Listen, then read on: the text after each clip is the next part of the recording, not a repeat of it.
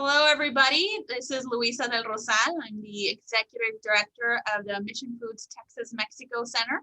Welcome to our 5th annual Integration Symposium. It's a real pleasure to be able to come via Zoom, even though we would love to be in person. This is an opportunity to really take our research, far and wide, more than just in person. So our center was founded 5 years ago, almost to the date. And from the day that we were founded, our mission was to explore, inform, study the dynamic relationship between Texas and Mexico.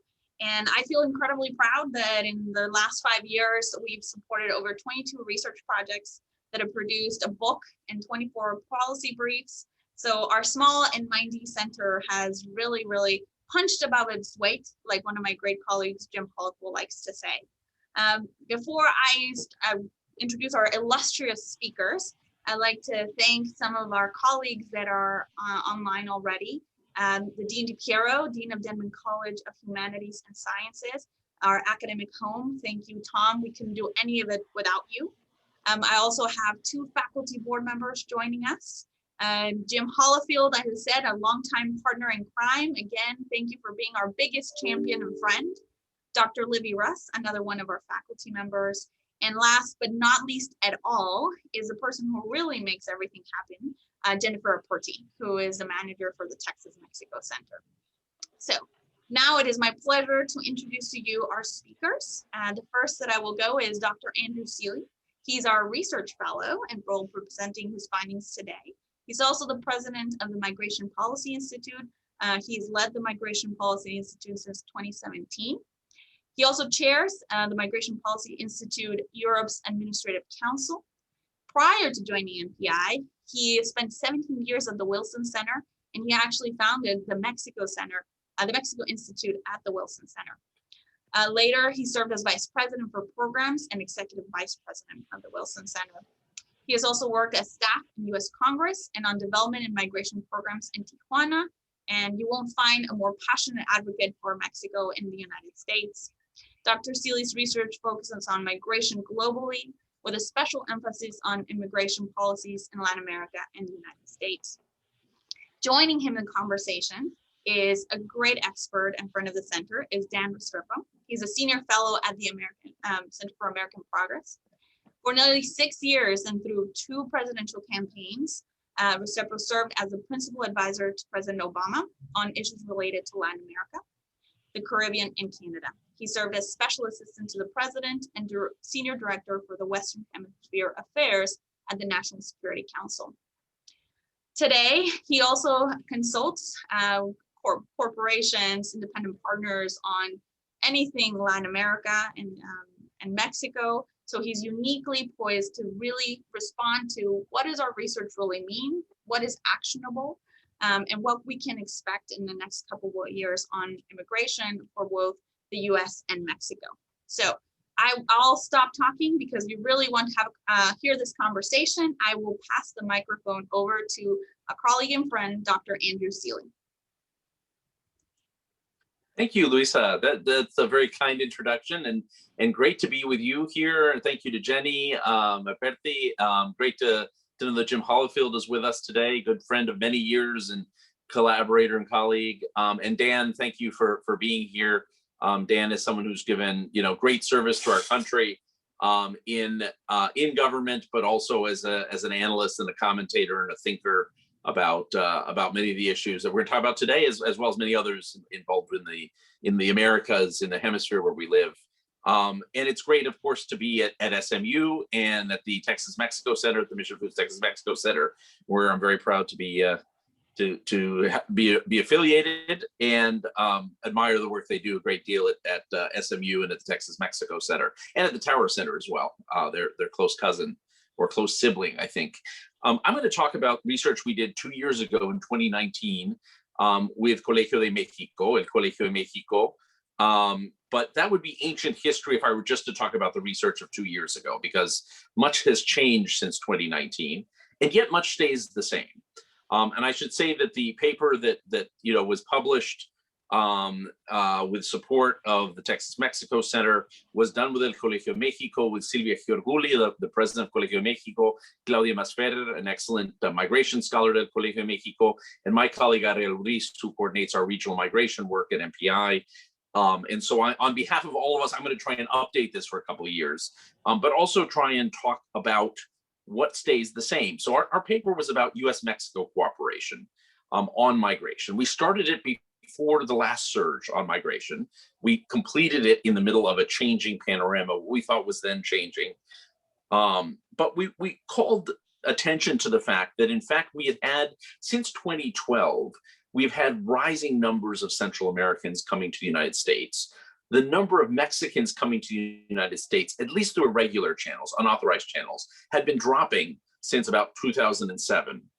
And in fact, the number of Mexicans living in the United States was going down and dropped between 2010 and 2019 from about 11.7 to 10.9 million people. So even as though Mexicans were still arriving through legal channels, lots of Mexicans come because of family reunification, some because of professional visas, some because of temporary work visas. Despite all of that, the number of Mexicans in the United States has actually continued to drop. And at the same time, we were seeing a rise in Central American migration. And by then we talked about surges that had happened in 2014, in 2016, and 2019. And now we have to add 2021. And 2021 gives us some new insights into what's going on. It's an old pattern and it has some real continuities. When something keeps happening, we should be assuming there is something behind it that we should be looking at, right? That these are not isolated incidents, but there's an actual pattern that deserves to be understood in the context of that pattern. But there are also unique aspects to each of these years, including this year in 2021, for which we have to update it. And, I would say that the shift has been going on. And this year we're seeing a rise in the number of Mexicans also trying to cross the border unauthorized. We can talk about that. It's probably less of a permanent phenomenon, but it's worth noting. And I won't talk about it as much, but we can get into it in the questions and answers, because there's some parts of that that are probably a very specific effect of current policies that will go away once those are changed. But there's some others that may be related to economic changes in the pandemic that are worth noting and could be of longer duration. So let me start off with what we know. I mean, what we know is that we have seen a large number of Central Americans, primarily from Guatemala and Honduras, although initially El Salvador was a very important part of this puzzle as well, back in 2012 and 2014. Large number of people from those countries in Central America coming to the United States. This year, it's primarily a phenomenon of Honduras and Guatemala, El Salvador much further down, and to some extent other countries. I mean, Haitians and Cubans and Venezuelans and Nicaraguans and Ecuadorians and others who are coming to the border as well, in smaller numbers, but also notable, and they add up.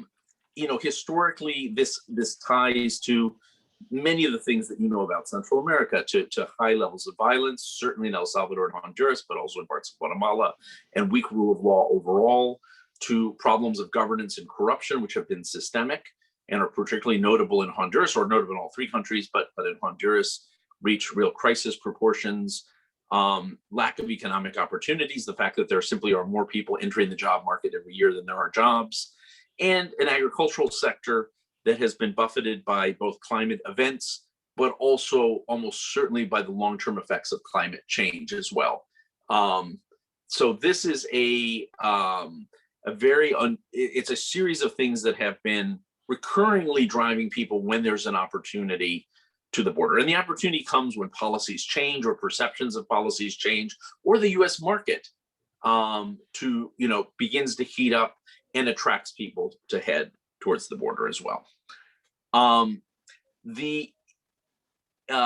What has happened in the past year, and why we are likely seeing the biggest number of people from Central America at any time, and probably the largest number of people coming to the border unauthorized years, is particular to last year. So, I mean, there are the constant reasons why people are coming, and then there's a particular moment of 2020, and the particular moment of 2020 is an economic contraction that happened around the world, but obviously hit vulnerable families particularly hard in Central America, in economies that were already quite fragile, followed by two hurricanes that hit Honduras and Guatemala and Nicaragua in a particularly violent way, and left many people homeless, and many people, who were all on the edge, pushed into desperation. So it's no surprise that we would see a larger number of people coming, and then we've seen the U.S. economy begin to heat up as well. The attraction of jobs in the U.S., the possibility of getting a job in the U.S. is clearly essential for people that want to move. People don't move, even if they're facing violence, they don't move to a place where they don't think they can survive. So that factor matters. And then also the perception of a change in policy. And under the Biden administration might be more lenient, but also the reality of two policy changes.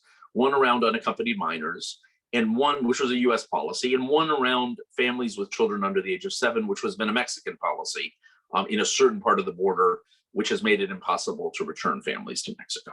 So you put all those two together, and we're probably seeing the largest number of people at the border since about 20 years ago, according to the Secretary of Homeland Security, and the largest number of Central Americans ever coming to the border.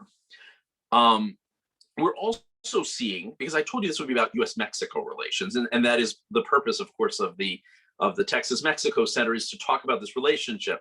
I keep talking to you about Central America because we are talking about Central Americans. But it's worth saying that many of these people are also staying in Mexico. And this is something that I think is often missed, even in Mexico, actually, and certainly in the United States, is that increasingly we're seeing large numbers of people staying in Mexico. Ariel Ruiz, who co-wrote this paper, is coming out with a paper with my other colleague, Andrea Tanco, which is going to look at Mexico's immigration policies. But we actually think there's a large number of people who have been staying in Mexico for some time.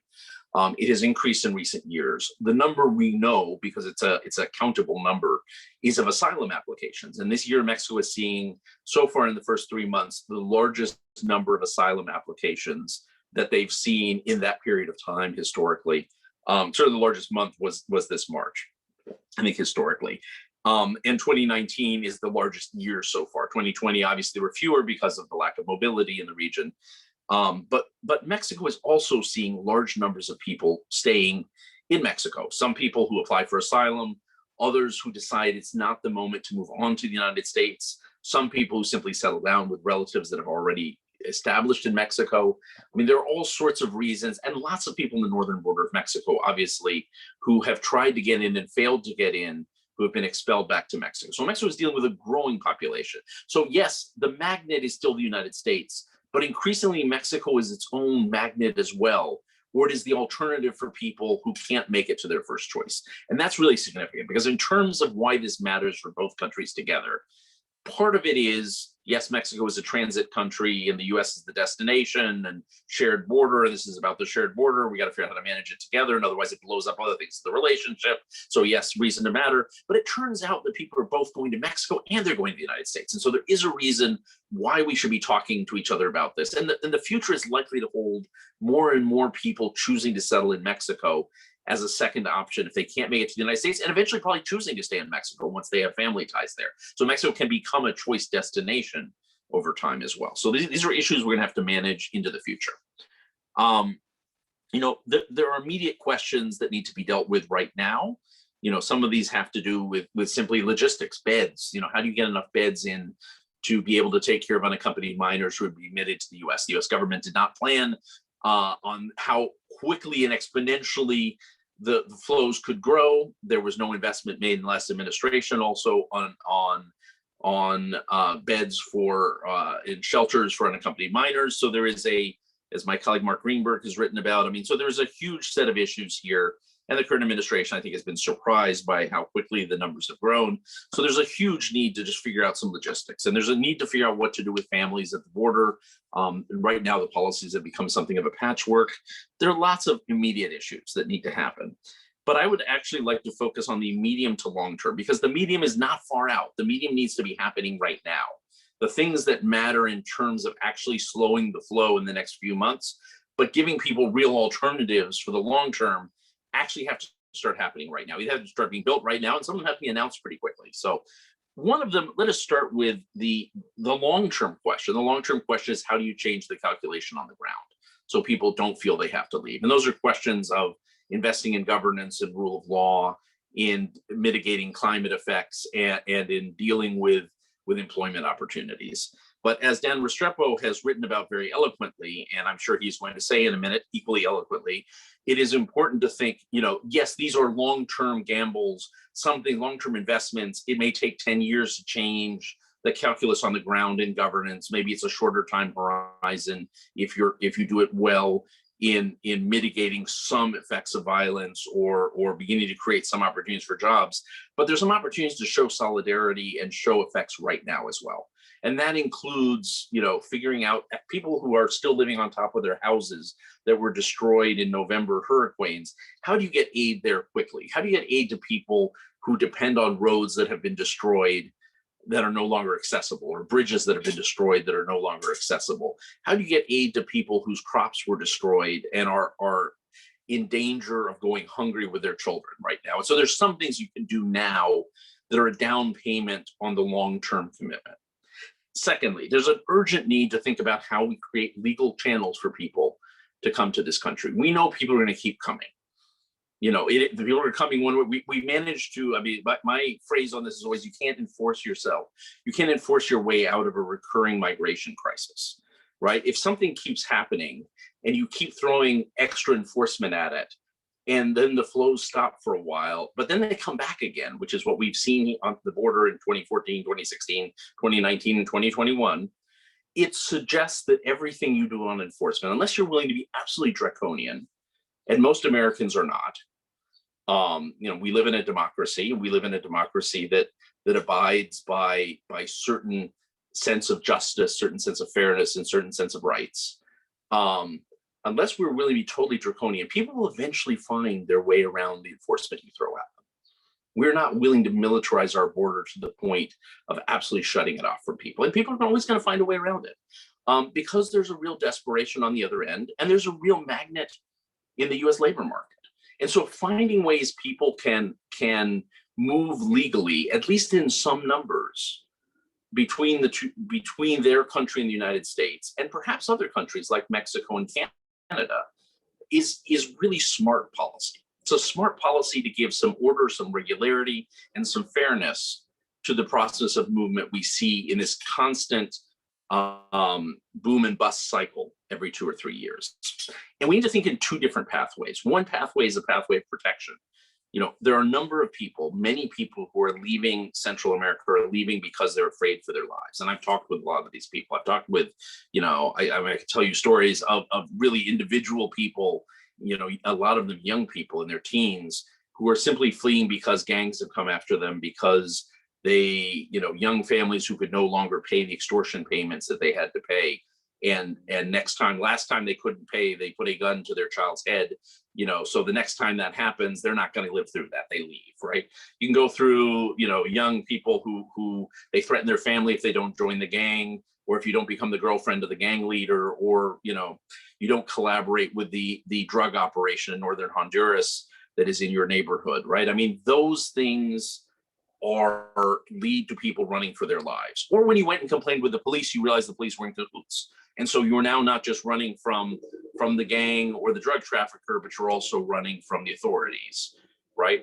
So for those people, we need to be thinking, first of all, how can we protect people better at home? Sometimes there are ways when it is very localized to protect people in their own country. And some countries like Mexico and El Salvador have been talking about this themselves. Sometimes we can identify people before they have to run and find ways of resettling them, either in the US or in another country, which are much more organized ways of doing this, give some order and some predictability to people's lives.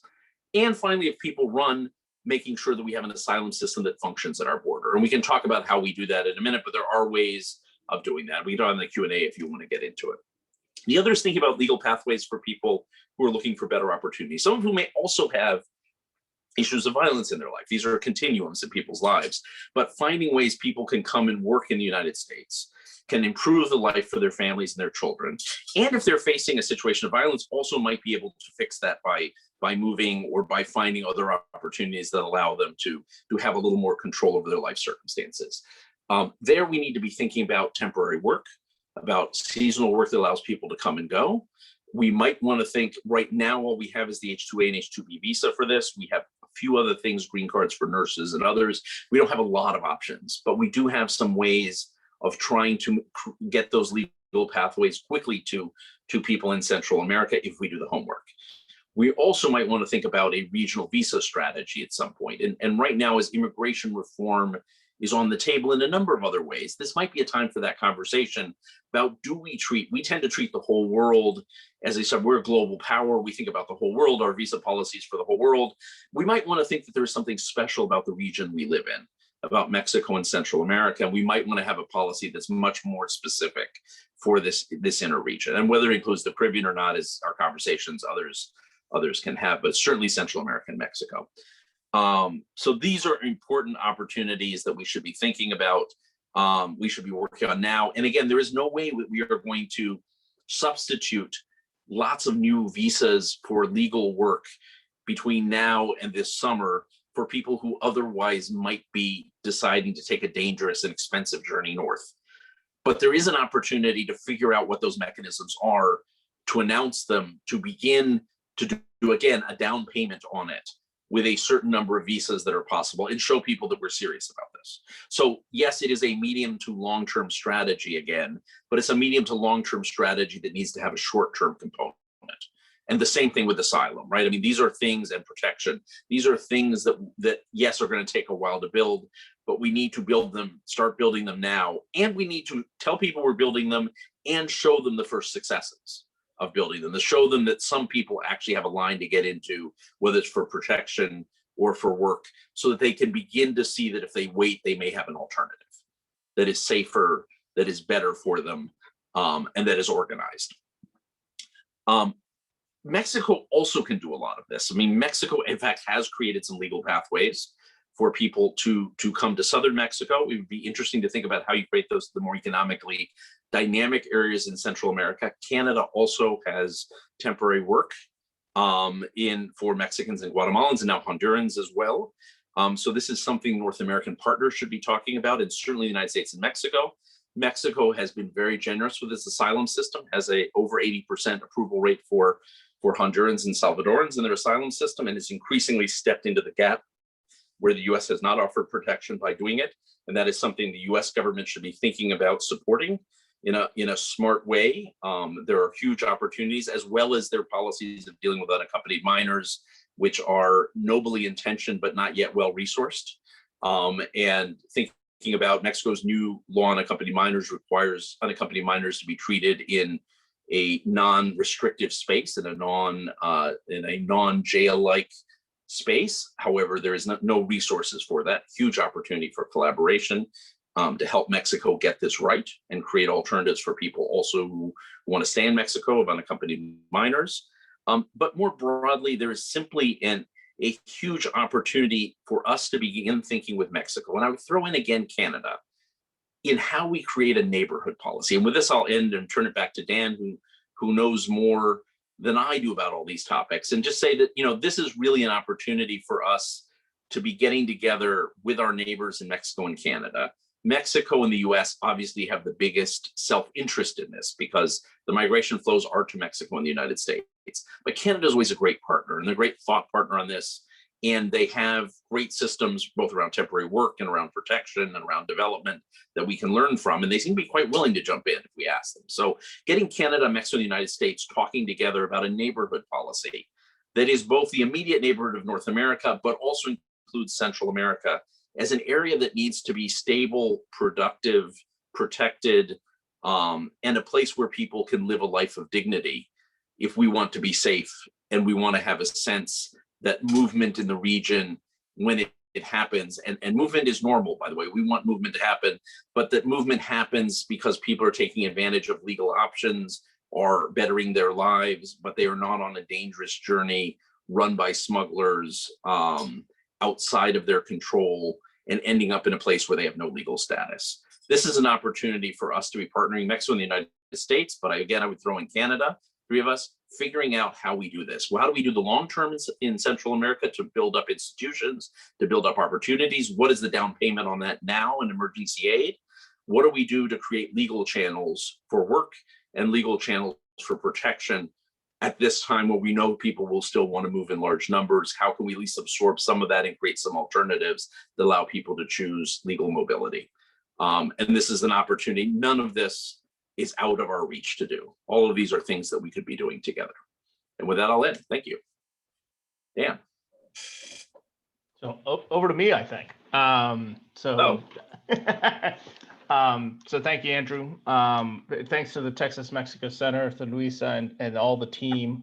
I find, despite Andrew's false modesty a moment ago, I find that always very difficult to follow Andrew on these topics because he has forgotten more about migration policy and about Mexico than I've ever known. But let me kind of share a couple of reflections and a couple thoughts in terms of kind of how thinking has evolved. So Andrew, actually, kind of the laydown you just heard from Andrew, I think reflects a bunch of evolution in thinking about migration in Mesoamerica, which is a term nobody knows what it means, but is a historical term for basically that encompasses from northern Central America through and including the United States.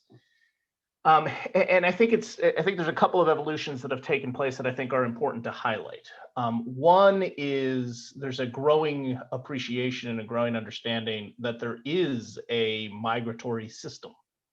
And that the United States and Mexico form part of a migratory system, a broader migratory system that arguably extends from Panama to Canada.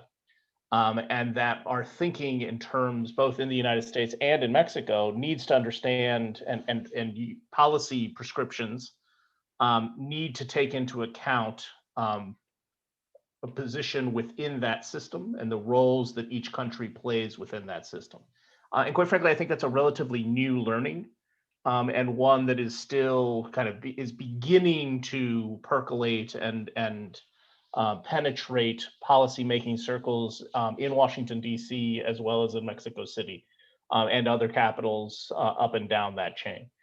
The second, I think, is a change in attitude that you see in the United States that is a function of another trend. One is we've been mired in a series of crisis responses. And when you are serially responding to crises, you're doing it wrong. Because if all you have is one crisis response after the next, you're not actually solving anything. And I think that, Rick, I think there's a realization that is settling in that kind of the approach heretofore by the United States has been essentially that we have lurched, as Andrew described, from one crisis to the next over the course of the last couple of decades, or viewing these intensified numbers of migrants as a crisis and responding to the immediacy rather than the structural. And the structural in all of its senses, both in terms of US policy and laws domestically, US processing and approaches to the border itself, and then also downrange, if you will, border out policies by the United States. But I think what we're seeing now is a very intentional, we'll see if it works, attempt to change that, kind of this be the last crisis response.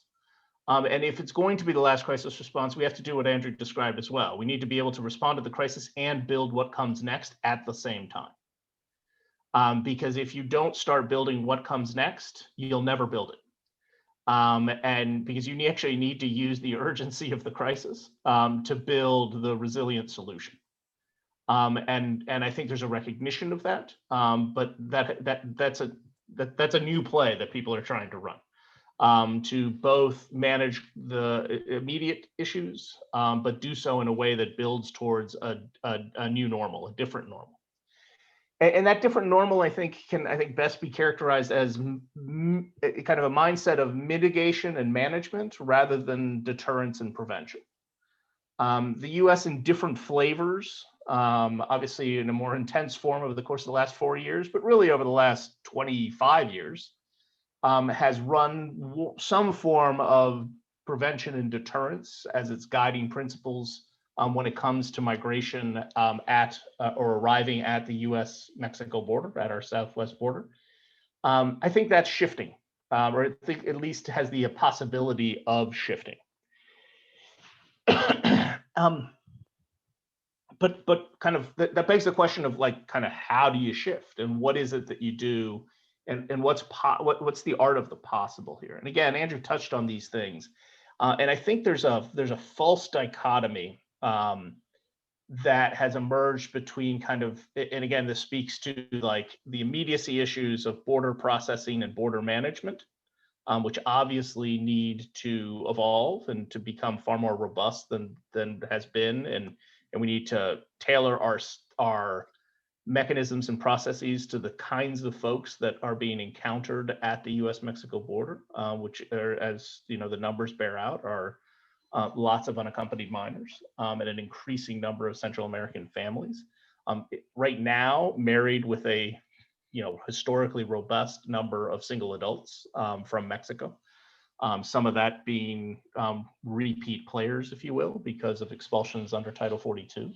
But we don't have the physical infrastructure nor the legal infrastructure with which to manage those individuals who are arriving in an orderly way. Because I think fundamentally what the American public wants to see when it comes to migration is what every population, every populace around the world wants to see, is order. And kind of the enemy here is disorder and chaos, if you will, and images of disorder and chaos. So it's not necessarily that people are anti-migrant or anti-immigrant. It is that the disquieting sense that a kind of the lack of order provides kind of in a body politic, and then that quite frankly is utilized, leveraged, oftentimes cynically by politicians for a different set of reasons. And I think there's a recognition of that, and there's a desire to try bringing order to this process. But the false dichotomy I was talking about earlier, so there's the kind of the immediate what you need to do at the border, and then kind of everything else gets lumped in as dealing with quote unquote root causes of irregular migration. And I think that misses the point. I actually think that you need to break this down, and Andrew just did it without using the nomenclature I'm about to use. But I think there are acute causes of migration and root causes of migration. And what we are seeing right now is the confluence of those two things. So yes, there are a number of people who, following a seasonal trend, following structural shortcomings, to put it mildly, in governance across Northern Central America, have fled their countries for kind of a traditional set of reasons. But there are also people who are fleeing their countries for acute reasons. And those acute reasons kind of fall into like three categories right now, one of which is a little rootier than the other two. The first two are, as Andrew pointed out, the impact of COVID-19 and the devastating impact it has had up and down the migratory chain that I talked about earlier. The second are two quote unquote once a century storms that made landfall 15 miles apart and 2 weeks apart in Northern Central America, hurricanes Eta and Iota in November of last year. Those are the acute reasons for a decent amount of the movement of people that is going on in this migratory system at this time. That also means that there need to be acute responses. And not just root cause responses. And again, those acute responses are much more robust food security and food assistance, and kind of cash for jobs in reconstructing some of the hardest hit areas in Northern Central America. Those have a bunch of benefits, and you've got to be ambitious in scale about how you do that, but you also have to be loud about it. In the sense that you're trying to affect people's calculus, and you're going to affect two groups of people's calculus. One is the people who you reach with actual direct assistance, either food assistance or cash for work assistance, or both. But you also want to make sure that the neighbors that you don't touch directly are aware that that kind of assistance has happened. And that kind of assistance is part of the, part of a possible future in those communities. And so I think that's piece one, if you will, of the acute response that is possible. I think the Biden administration is ramping up to that. The initial U.S. response was quite meager during the latter months of 2020. The administration announced that they're sending a disaster response team to the region this week to evaluate the situation on the ground. I anticipate, and the budget that just came out anticipates more than $100 million in kind of disaster assistance, if you will, for these countries. I think that's a step in the right direction. Another acute response in another acute cause is that the United States is going to have surplus vaccines. We probably already have surplus vaccines. It was right to start the distribution, the international distribution of those with Mexico and Canada. It would be malpractice if the next set of countries with which these vaccine stores are not shared are the countries of Northern and Central America and the countries of the Caribbean. The US near abroad, if you will, are different. These countries and what happens domestically in these countries, particularly in moments of stress, manifest themselves directly in the United States in a very short period of time. They do so from migration, but they also do so just because of the deep interconnectivity that we have as societies in the United States and in these countries kind of around the broader Caribbean basin, if you will. And then as Andrew discussed, I think kind of on the continuum between acute cause response and root cause response is creating alternative pathways to migration. Right now, these are mixed flows of people. People are on the move for different kinds of reasons. Some for family reunification, some because they're fleeing persecution, some because they want to come fill gaps in the labor market in the United States. But we have one door that we open to all of those people, and it's a broken door. And it is physically located in only one place, which is on the U.S.-Mexico border, and it's to come to the United States and claim asylum. That's not a sustainable system. You need to attend to the nature of who's on the move. And again, to Andrew's point, you don't have to make it possible for every one of those individuals to come to the United States through those mechanisms. Much like I was talking about the food, you need to open these pathways, and then you need to make people aware that they exist. And even if they're not a direct beneficiary from them, they will have kind of secondary effects, and they will change people's calculus in terms of what they need to do both to survive and or to access the United States legally.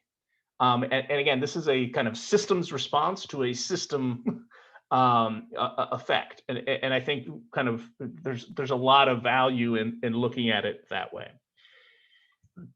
The final thought, and the kind of obviously when we talk about immigration and in my fair city, my native hometown of Washington, D.C., there's a question of kind of, so what about reform in the United States? What are the prospects for immigration reform in one way, shape, or form in the United States today?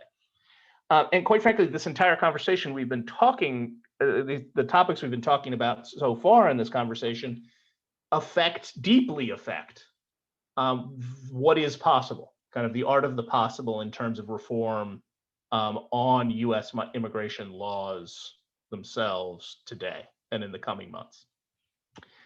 President Biden, kind of making good on his campaign promise, put forward a legalization bill. It's not a comprehensive immigration bill, as that term has been understood to mean.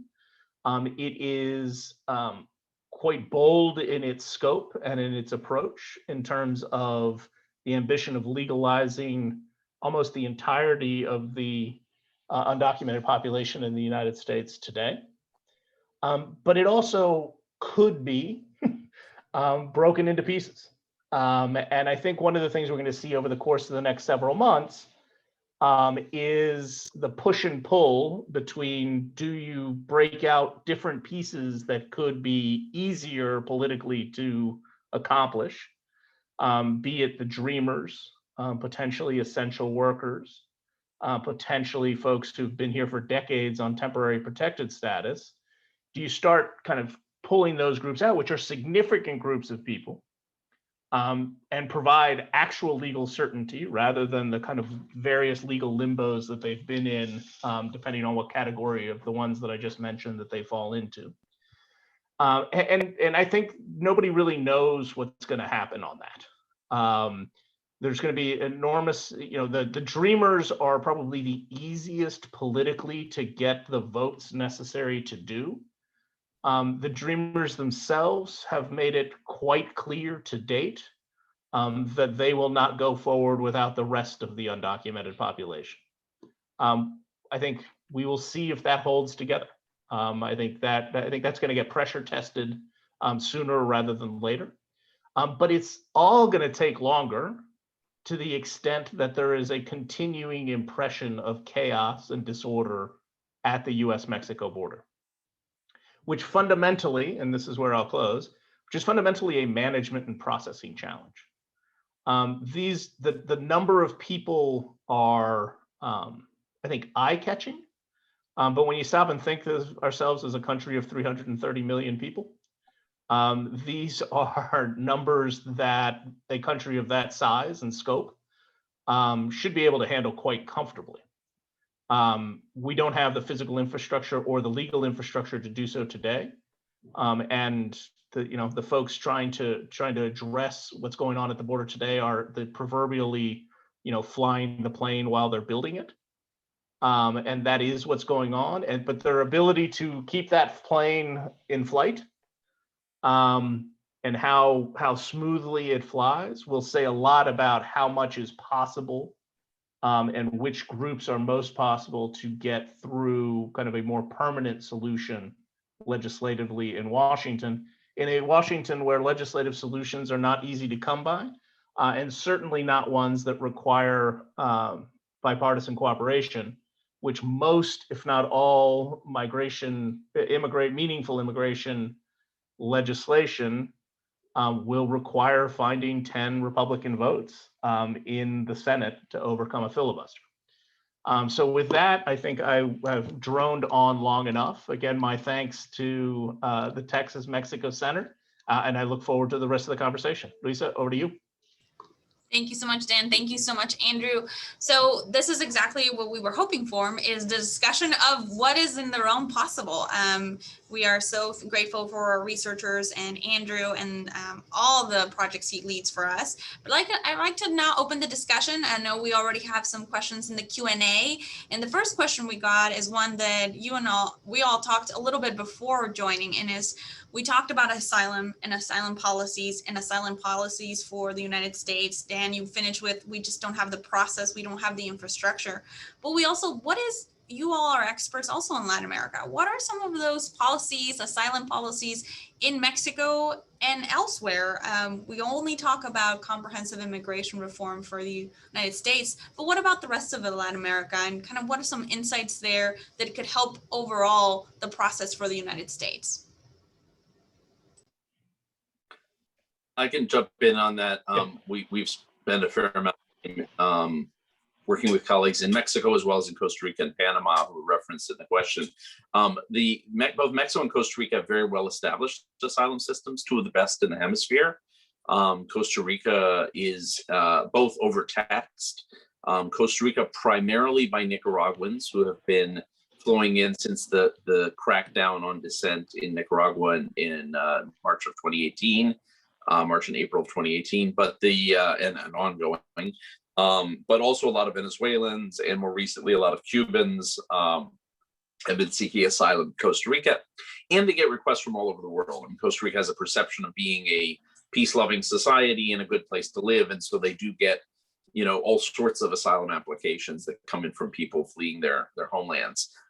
They have gotten an increasing number of Salvadorans and Hondurans and even Guatemalans in the past 2 years. Still small numbers compared to Mexico and the United States, but they're facing huge backlogs in the asylum system. Generally speaking, Costa Rica is generous in that it allows people to work, as does the U.S., while they're waiting for their asylum application to be heard, and that can often take 2 or 3 years, as in the United States. But people have a legal status while they're there. Mexico, the process is much quicker, but you're not allowed to work officially while you're waiting. And you have to stay in the same place you are. And if you're in southern Mexico, there's often not a lot of work opportunities. So it's a huge issue. But Mexico has a very high acceptance rate, actually even higher than Costa Rica. Costa Rica is about 50% right now, a little less than that, a little under 50%. Mexico is, for at least Central Americans, over 80%. And for Venezuelans, about 99, over 99%, almost 100%. So those are two countries that are alternatives. Costa Rica has also hosted something called the Transfer Protection Arrangement, which allows people identified as in danger in their home countries in the Northern Triangle, in Honduras, Guatemala, and El Salvador, to be relocated temporarily to Costa Rica while their refugee petition is considered, the refugee status is considered, and they are determined for resettlement in another country, often the US, but also Canada and Brazil, Uruguay, Australia, and other countries. So Costa Rica plays a very important role globally in the refugee system, and probably could play a bigger role also with the right support. It's a country of institutions. Panama is much less so. Panama is a less developed asylum system. It is in the process of trying to figure out migration laws and asylum laws, but I would say it is a longer range question. And in Mexico, there's a big question also about people that already live there. This is, sort of like in the US, there is probably a large and growing undocumented population, nothing like the 11 million in the United States, of course. Nothing on that scale. On the scale of tens of thousands, probably not even of hundreds of thousands. It could be a couple 100,000, or less, right? But we're not talking a vast number of people. We don't actually know the number. I'm throwing out numbers, but we don't actually know the number. But it is a manageable number. It is in the tens of thousands. If it's over 100,000, could be. But we're not in the millions in Mexico of people who are undocumented.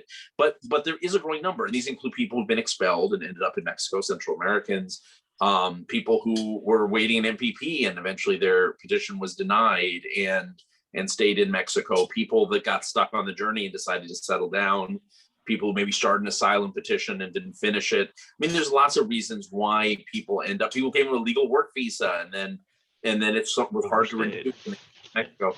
There's a lot of people also who could be dealt with in a way that allows them to come out of the shadows in Mexico. But again, they have not let it get to the stage we have in the United States, where we've allowed it to grow to being a significant percent, to 3% of the U.S. Or something like that. As a large number of people in the United States who live without documented status, who are never going to be returned. The fantasy of returning, we're not going to return 11 million people. Their countries, most of these people have been here now for more than 10 years. They're productive members of American society. And so the question becomes, what do we do? And do we begin to think of them as one group, or do we begin to think of them as several? The undocumented population is not a unified population. I'm going into another question asked. I realized, I think, a second question that I saw up there, but there's, this is not an undifferentiated population. Dreamers have legal status, right? People with temporary protected status, TPS, most of them Salvadorans and Haitians and Hondurans have legal status. So it's a question of transitioning them to a more permanent legal status, but they're counted in that undocumented group still. Lots of, we estimate, I believe it's 1.4 million people who are undocumented are married to US citizens or US green card holders, and usually have US born children as well. But because they are subject to the 3 and 10-year bars, they didn't enter legally, they don't have a legal entry into the US.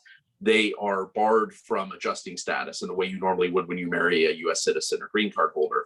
And so they're stuck, but they live in American families, right? So that's a group you might want to think of. People who've been here more than 10 years or 15 years or 20 years. Choose your number. We've actually run the numbers on this. My colleague Jessica Bolter ran all the numbers on this, and we have a paper on this. You can see how many millions of people fit in each of these categories. How many millions have been here for more than 20 years, more than 15 years, more than 10 years. You can choose your number, but whatever you think it is that entitles people to say that they've really made a commitment to this country, we can start to think of this as a differentiated population and maybe address this in a practical way.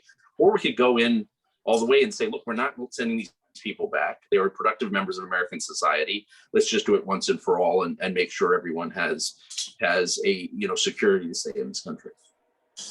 Andrew, I'm going to sign him because Dan, we went a little bit into the second question, and if you could, I mean, what is your perspective from the policymaker perspective?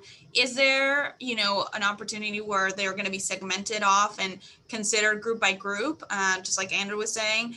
The question was talking a little bit of positives and negatives on pathways to permanent residency versus citizenship versus people who've been here 5 years. I mean, tell us the realm of possibilities.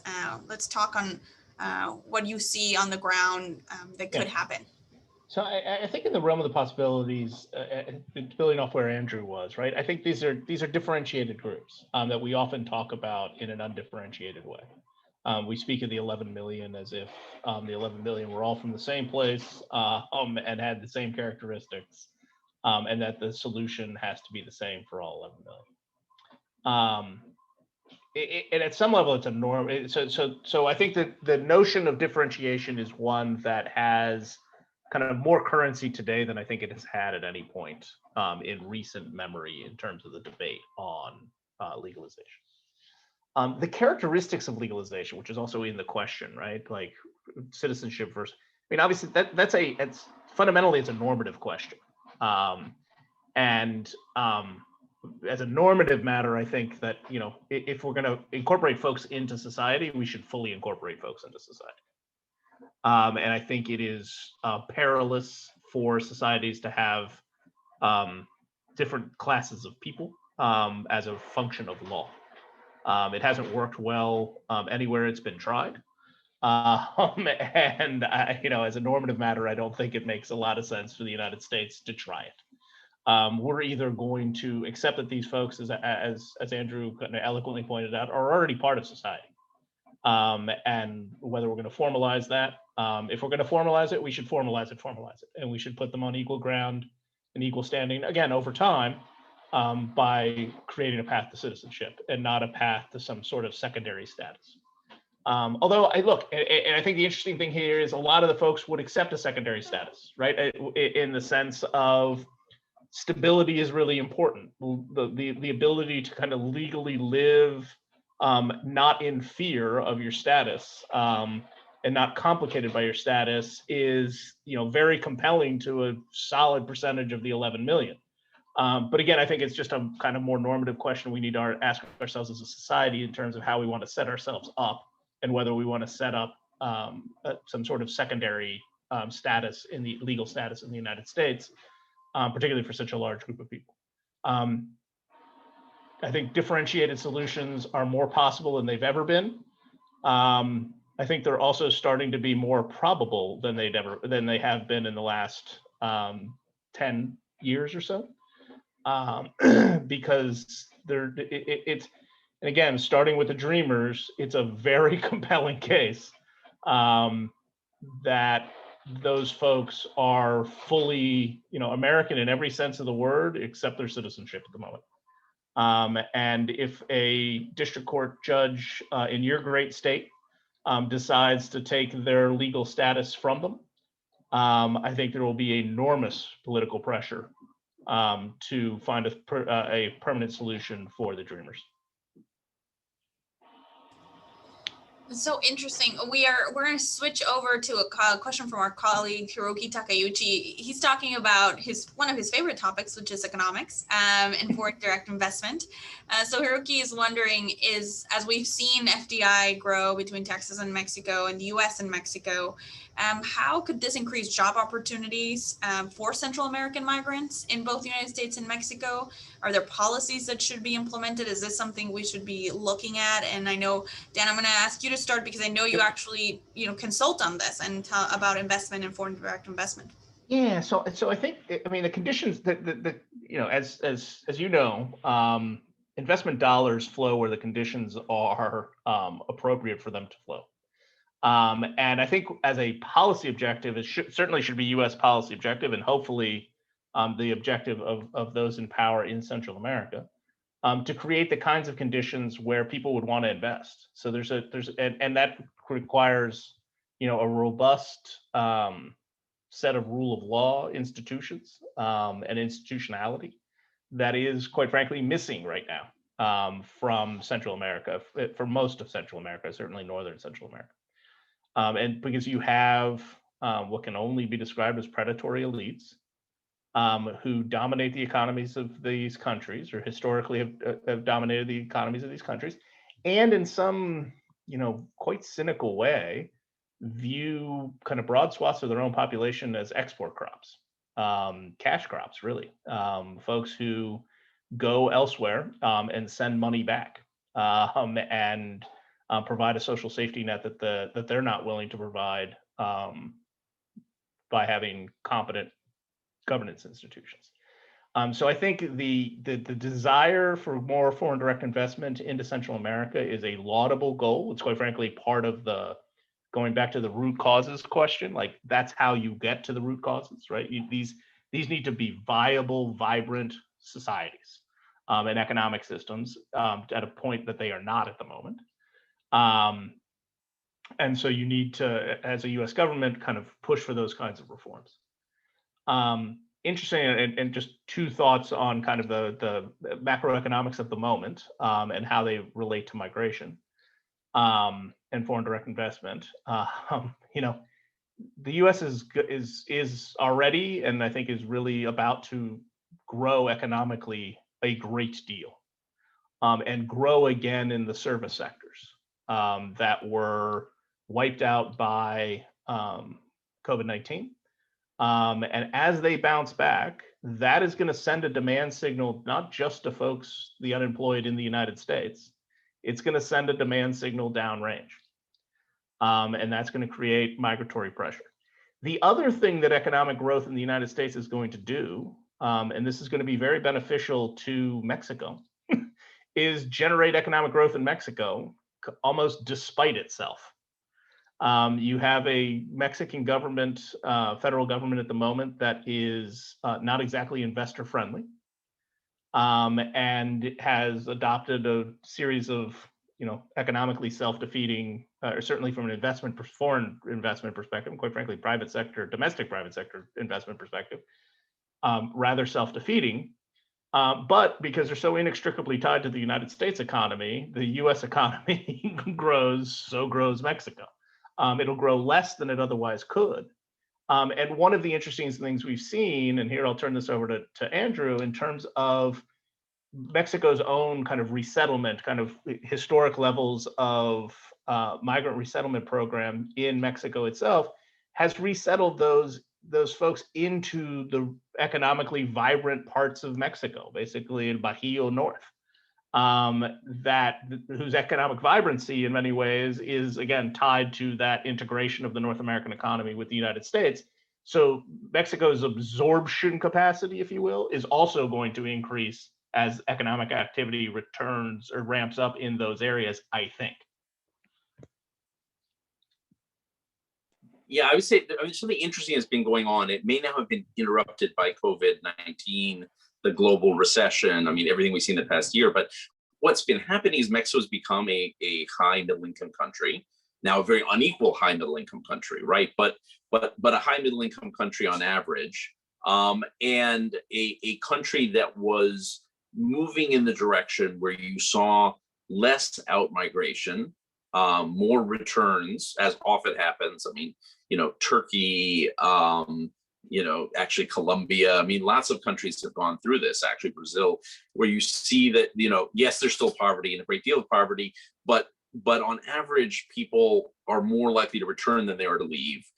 People have better life opportunities and immigration increases, right? Look at Turkey, look at Colombia for that matter, and look at Mexico, right?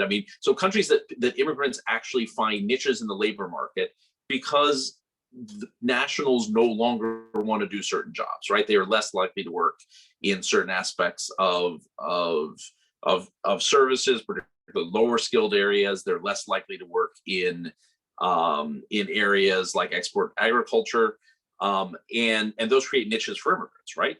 And by the way, they also have the high-end industries that attract people who are also immigrants, right? Often in the case of Mexico, Guadalajara, Mexico City, and Aguascalientes and Puebla and other places, you see the beginnings of also high-tech industries that attract people from around the world, right? So they begin to attract immigrants at sort of both ends, right? I mean, in interesting ways. So Mexico is headed that direction. Now, COVID-19 and the global recession, which hit Mexico particularly hard, where GDP contracted probably 8 or 9% last year. I think 8% is the latest World Bank figure.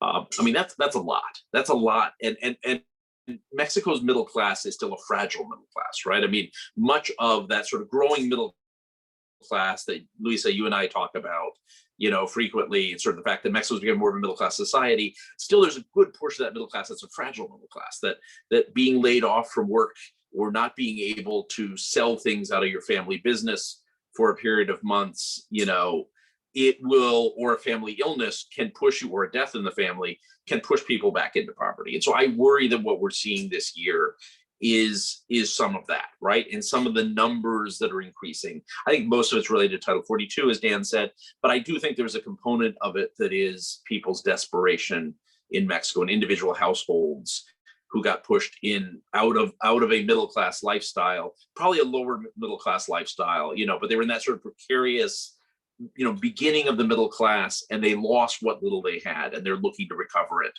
in some way, and I think those kind of things are worrisome. So generally, I would say Mexico has a huge ability to absorb immigrant populations, particularly what UNHCR and COMAR, the asylum agency, have discovered is that they can resettle people in some of those dynamic parts of Mexico, mostly Central Americans, and they thrive. And then it's worked out incredibly well. Employers are looking for people to work because Mexicans don't want to do some of the jobs that they have there in the numbers they need to. I mean, in export agriculture, there's a demand as well. Now that could be changing because of the crisis, right? There may be a period of adjustment here where that's not as true. And the other thing that will happen eventually is the H-2A program, the agricultural workers program, has been almost entirely Mexican program in the United States. It's 200,000 Mexican workers come every year, give or take, for to work in the fields of the United States. Every time we've talked to growers about this, one of the things they say is, but that's going to change. I mean, eventually it's going to be Central Americans, because there aren't going to be Mexicans that want to do this anymore. We know that's coming. Again, this would be the time that would be perfect, right? Where Central Americans be great if there were visas for Central Americans, except that I think many Mexicans now, again, Mexico's economy has been struck in a way that may, retrasar, may sort of push back some of that process of shift into being a true middle class society, even with a precarious middle class, where there really are labor market needs for people from Central America, and guest worker programs, things like that were really attractive to Mexicans, stop being that attractive, and employers have to look to Central America and the Caribbean. But again, let's wait and see what happens in the aftermath of COVID on this. I mean, the impact of COVID is felt in migration and trade and investment, all the different pieces. I want to go to a question again from Jim Hollifield. His perspective is that the biggest crisis, which we can agree on, is in the Americas, is Venezuela. Yep. And the tremendous exodus of Venezuelans. Can we talk a little bit about that and the impact, to me, even politically, what the political dimension of this with Venezuela and with Mexico's current president, et cetera. I think there's just a lot to unpack. And Dan laughs. Yes, I think there's a lot to unpack with the issue with Venezuela and what happens there. So wholeheartedly agree, right? It was going to make the point in terms of kind of migration and refugee law throughout the hemisphere. The biggest pressure point right now, and the largest migratory event taking place, is the mass exodus of Venezuelans over the course of the last now 6 years, really, from Venezuela.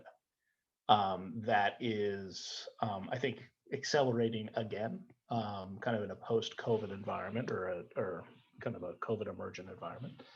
And it dwarfs the migratory flows that we've been talking about, and it has kind of overwhelmed most of Venezuela's neighbors.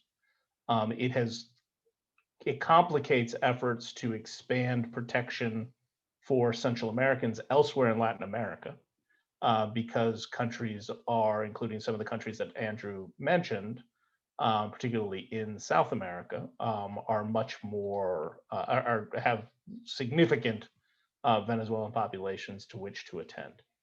From a migratory perspective, I think the U.S. has at least started to do the right thing with regard to Venezuelan migrants, which is starting by granting temporary protected status here in the United States.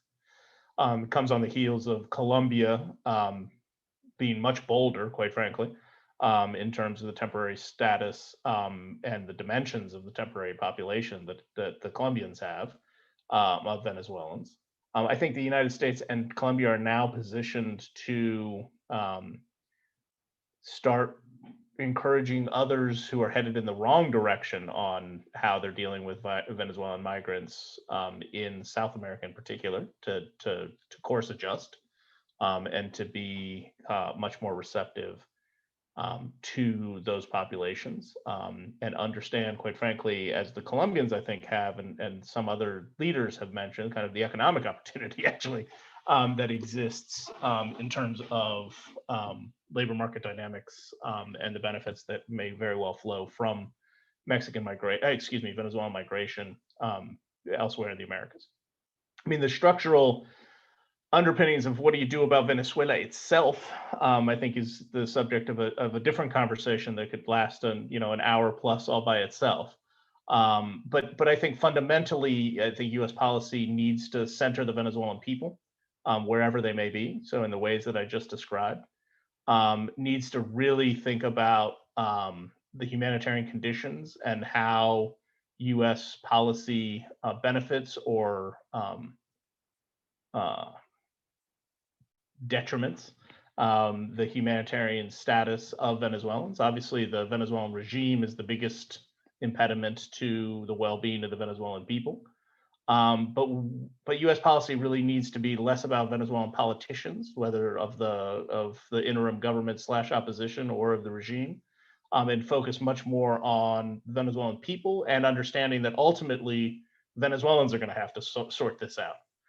This isn't something that the U.S. can kind of magically solve, either through the whole all options are on the table rhetoric that we had over the course of the last 4 years, or the notion that there is some negotiation that the United States can engage in that is somehow going to magically restore democracy in Venezuela. I don't think either of those paths are particularly realistic, and I think it behooves the U.S. And others in the region to kind of, again, center the Venezuelan people as best we can in terms of the policy approaches. Yeah, and I just add to that, I mean, and I'll be brief in the interest of time, but I think we're, many of the countries in Latin America have really gone out of their way to take the second largest refugee and migration, forced migration flow in the world. I mean, Colombia, which is offering legal status for 10 years to, which basically is forever, right? I mean, the assumption is it will be renewed or be permanent to 1.7 million Venezuelans, but, Peru and Ecuador and Brazil and Argentina and Uruguay and, go down the list, even in Trinidad to some extent have done similar things. Panama at another point, Costa Rica with the asylum system. Mexico has been quite active and prioritized. So, I mean, I think the best thing we can do is recognize that this is been a very proactive, thoughtful, pragmatic response from countries in the region and support them in these efforts. Be generous, because our generosity with them and our support for them also means that people are having a real opportunity to restart their lives with dignity in those countries.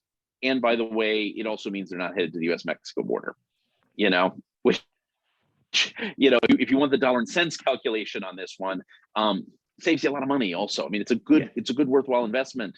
And the consequences, if people cannot restart their lives with dignity, is that they may look north, and they haven't to a large extent, right? For a number of reasons. I mean, there are actually a number of reasons why people haven't, but one we should calculate is Latin American countries have been pretty open by global standards in taking in citizens of Venezuela in a way that has not made them turn north in large numbers, and that people have felt they can stay closer to home in hopes that things turn around in their home country, and they can restart their lives with dignity and have real opportunities. And it is a wise investment for us to support it, and it's the right thing to do. And it's nice when those do come together. Thank you, gentlemen. So a lightning round, because we are the Texas Mexico Center. So we gotta go. number one myth you dispel between Texas and Mexico on migration as quick as possible. And then we will wrap it up and invite our attendees to join another conversation. My number one myth is that migration's a problem. Love that. Andrew? The migration is only one way. There are a lot of Texans living in Mexico, and a lot of Americans overall. There are as many Americans in Mexico as in all of Europe. It is, you know, a lot of Americans love Mexico. Thank you both so much for indulging one last question. I want to thank you for the time, for the knowledge. The research papers are on our website, smu.edu/Texas Mexico. It was a real pleasure to host you. I look forward to hopefully seeing you in person very soon. So Yes, this wraps up our conversation. Thank you to our speakers. Thank you very much. Thank you, Luisa. Thank you. Thank you to Texas Mexico Center. Thank you, Jenny. Yes. Everyone.